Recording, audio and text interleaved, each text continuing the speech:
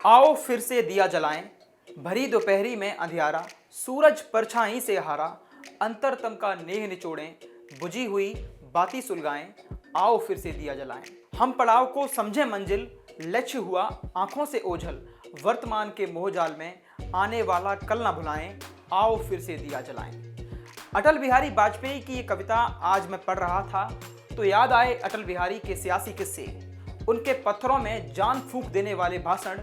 जैसे आपने अटल बिहारी वाजपेयी का वो खूब चर्चित भाषण जरूर सुना होगा जो बाबरी मस्जिद विध्वंस के बाद अयोध्या में मंच पर खड़े होकर उन्होंने दिया था, जहां नुकीले पत्थर निकलें जमीन तो समतल करनी पड़ेगी। यहाँ बातों बातों में अटल बिहारी वाजपेयी वो कह गए थे जिसको कहने के लिए आम आदमी पूरी किताब लिख दे। ऐसे थे अटल बिहारी वाजपेयी। अटल बिहारी वाजपेयी के भाषण हमेशा मजेदार होते थे। लोग तो ये कहते हैं कि अब उनसा भाषण देने वाला कोई रहा नहीं। इमरजेंसी के दौरान अटल बिहारी वाजपेयी जेल में बंद थे। फिर इंदिरा गांधी ने चुनाव की घोषणा कर दी। उसके बाद सब लोग जेल से छूट गए। चुनाव प्रचार के लिए कम वक्त मिला था। दिल्ली में जनसभाएं हो रही थी। जनता पार्टी के नेता आकर बीच बीच में स्पीच देते थे, पर सब थके हुए से दिखाई दे रहे थे। फिर भी जनता हिल नहीं रही थी। ठंड थी, बारिश भी हल्की हल्की होने लगी थी, पर लोग अब भी जमे हुए बैठे थे। एक नेता ने बगल वाले से इस दौरान पूछा कि लोग जा क्यों नहीं रहे हैं, इतना बोरिंग सा स्पीच हो रहा है और जनता फिर भी ठंड में बैठी हुई है। तो जवाब मिला कि अटल बिहारी वाजपेयी का भाषण होना बाकी है, इसीलिए लोग अभी तक रुके हुए हैं। इसके बाद अटल जी आए। उन्होंने आते ही शुरू से ही अपने अंदाज में भाषण देना शुरू कर दिया। बाद मुद्दत के मिले हैं दीवाने, कहने सुनने को बहुत हैं अफसाने, खुली हवा में जरा सांस तो ले लें, कब तक रहेगी आज़ादी कौन जाने। बाद में अटल बिहारी वाजपेयी ने बताया कि दूसरी लाइन उन्होंने वहीं पर खड़े खड़े बना दी थी। इस बात से जनता मंत्रमुग्ध हो गई थी।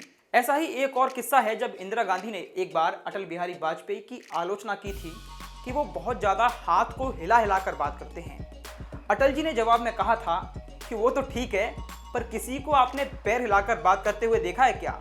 नमस्कार, मेरा नाम है ऋषि नौपुत्रा और आप देख रहे हैं सियासी किस्सों की सीरीज सियासी पाठशाला। आज सियासी किस्सों की सीरीज सियासी पाठशाला में किस्सा भाजपा के पुरोधा रहे अटल बिहारी वाजपेयी और उनकी कविताओं, रोमांचक भाषणों से भरी सियासत का। किस्सा उस समय का जब अटल बिहारी वाजपेयी ने भांप लिया था एक लिफाफे का मजमून और मुलायम सिंह के दाव में फंस गए थे राजीव गांधी। ये बात 1998 की है। अटल बिहारी वाजपेयी दूसरी बार तब प्रधानमंत्री बने थे। इस बार उनकी अगुवाई में एनडीए का दायरा बड़ा था। इसमें जयललिता की एआईडीएमके शामिल थी। सरकार के काम शुरू करते ही सियासी संकट शुरू हो गया। जयललिता की पार्टी से 3 सांसद केंद्र में मंत्री बनाए गए। इसमें भूतल परिवहन मंत्री बने सदापति आर मथैया के खिलाफ पदभार संभालते ही भ्रष्टाचार का मामला खुल गया। चेन्नई की एक अदालत ने अवैध तरीके से संपत्ति अर्जित करने के आरोप में उन्हें समन जारी किया। वाजपेयी के दोबारा पीएम बनने के अभी 2 हफ्ते भी पूरे नहीं हुए थे और सरकार की साख सवालों के घेरे में आ गई। लिहाजा उन्होंने मथैया से इस्तीफा लेकर उन्हें मंत्रिमंडल से मुक्त कर दिया। मथैया महज 1 महीने मंत्री रह पाए। मथैया जयललिता के करीबी थे। उनके इस्तीफे से वे नाराज हो गईं। उन्होंने अटल जी को एक चिट्ठी लिखी और कहा कि मंत्रिमंडल के सदस्य बूटा सिंह, आर.के. हेगड़े और राम जेठमलानी पर भी भ्रष्टाचार के आरोप हैं, तो फिर उन्हें बर्खास्त क्यों नहीं किया जा रहा। बीजेपी की कई नेताओं ने अलग अलग मुलाकात में जयललिता को इसके बाद मनाने का प्रयास किया, लेकिन इसके बावजूद भी सियासी संकट जारी रहा। आखिरकार दूरसंचार मंत्री रहे बूटा सिंह भी मंत्रिमंडल से गतिरोध के बीच हटा दिए गए। गतिरोध के बीच कुछ शांति स्थापित हुई, लेकिन एआईडीएमके कोटे के मंत्रियों से मतभेद इसके बावजूद भी खत्म नहीं हुए। वाजपेयी से पूछकर वित्त मंत्री यशवंत सिन्हा जयललिता से मिलने के लिए चेन्नई पहुंचे। काफी देर बातचीत और सामान्य औपचारिकताओं को निभाने के बाद जब जयललिता यशवंत सिन्हा को बाहर छोड़ने आई तो उन्होंने एक लिफाफा उनके हाथ में पकड़ा दिया। सिन्हा ने उस लिफाफे को अपने कोट की जेब में डाल लिया और दिल्ली आकर अपने दफ्तर में खोला। इसमें कुछ नई मांगें थीं और जयललिता के खिलाफ चल रही कुछ जांचों की लिस्ट थी। अपेक्षा साफ थी, लेकिन यशवंत सिन्हा ने लिफाफे को किनारे रखा और अटल जी से मिलने चले गए। अटल जी को उन्होंने मुलाकात की सारी बातें बताईं और फिर चुप हो गए। अटल फिर भी मुस्कुराते हुए यशवंत सिन्हा को देखते रहे। जब उन्होंने कुछ भी नहीं बोला तो अटल जी ने ही पूछ लिया, आपने लिफाफे की चर्चा नहीं की? यशवंत सिन्हा को अंदाजा भी नहीं था कि अटल बिहारी वाजपेयी को इसकी जानकारी थी। बाद में जयललिता ने समर्थन वापस ले लिया और अटल की 13 महीने की सरकार मात्र 1 वोट से गिर गई। 1992 में अयोध्या के विवादित ढांचे के विध्वंस के बाद तत्कालीन प्रधानमंत्री रहे पीवी नरसिम्हा राव के खिलाफ सरकार और कांग्रेस में विरोध के सुर तेज हो गए थे। उन पर राजीव गांधी की हत्या की जांच में देरी के भी आरोप लग रहे थे। राव को लेकर एक और विवाद, प्रधानमंत्री और कांग्रेस अध्यक्ष का पद एक साथ संभाल लेखा था। कांग्रेस के भीतर एक बड़ा खेमा इसको लेकर मुखर था कि पार्टी में एक व्यक्ति एक पद सिद्धांत लागू है, लेकिन राव पद छोड़ने को तैयार नहीं थे।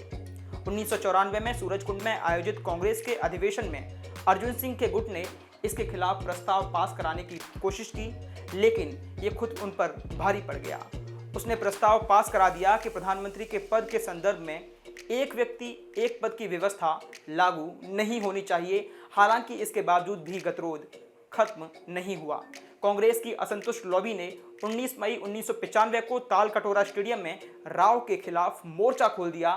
अर्जुन सिंह, एनडी तिवारी, माखनलाल फोतेदार, इन सब ने मिलकर कांग्रेस का एक अलग गुट बनाया। इसमें इंदिरा गांधी की करीबी रही मोहसिना किदवई भी शामिल थीं। तालकटोरा स्टेडियम में हुए इस सम्मेलन में मोहसिना से मिलकर फोतेदार ने कहा कि सोनिया गांधी चाहती हैं आप राव विरोधी खेमे का हिस्सा बने, क्योंकि वह उनके कामकाज से बिल्कुल भी संतुष्ट नहीं हैं। इसका खुलासा खुद मोहसिना किदवई ने अपनी biography my life in Indian politics में किया है। मोहसिना ने यह भी माना है कि तिवारी गुट में शामिल होना उनका गलत फैसला था। फोतेदार पर भरोसा करने से पहले उन्हें एक बार सोनिया गांधी से बात करनी चाहिए थी कि वाकई में क्या ऐसा कुछ उन्होंने कहा था या नहीं। हालांकि सोनिया गांधी ने कांग्रेस की इस टूट पर कभी कोई सार्वजनिक तौर पर टिप्पणी नहीं की। 24 अगस्त 1995 को अमेठी की जनसभा के दौरान उन्होंने राजीव गांधी के हत्यारोपियों के ट्रायल में देरी पर जरूर सवाल उठाए। 1998 में जब सोनिया गांधी अध्यक्ष बनी तो अधिकांश चेहरे फिर से कांग्रेस में वापस आ गए। यूपी की सियासत में 1989 में दिलचस्प मोड़ आए। कांग्रेस सत्ता से बाहर हुई और जनता दल के लिए नई संभावनाएं खुली। केंद्रीय नेतृत्व ने नाम तय किया। चौधरी चरण सिंह के बेटे अजीत सिंह खा और मुलायम सिंह को डिप्टी सीएम बनने का ऑफर मिला।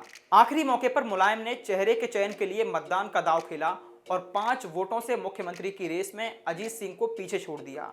बीजेपी की मदद से बहुमत हासिल कर मुलायम सिंह पहली बार उत्तर प्रदेश के मुख्यमंत्री चुने गए। हालांकि महज 1 साल बाद ही अयोध्या में कार सेवकों पर पुलिस फायरिंग के बाद बीजेपी ने अपना समर्थन वापस खींच लिया। कांग्रेस के अपने शुभचिंतकों की मदद से मुलायम ने राजीव गांधी के समर्थन की गुजारिश की। मुलायम ने भरोसा दिलाया कि यूपी में आप हमारी मदद कीजिए, दिल्ली में हम आपकी मदद करेंगे। मुलायम ने सरकार बचा ली, लेकिन हिंदू विरोध का आरोप झेल रही कांग्रेस को दोहरा झटका लगा। अयोध्या प्रकरण से हिंदू वोट उसके खिसके ही इस मामले में मुलायम की सक्रियता से अल्पसंख्यकों के वोट भी कांग्रेस के पाले से खिसक गए। समर्थन लेने के कुछ महीनों बाद ही मुलायम सिंह ने सीएम पद से इस्तीफा देकर विधानसभा भंग करने की सिफारिश कर दी।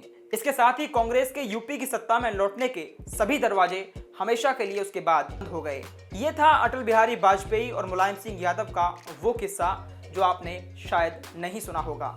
ऐसे ही तमाम और वीडियोस के लिए आप न्यूज़ रूम पोस्ट को देखते रहिए। सब्सक्राइब कीजिए हमारा चैनल। धन्यवाद।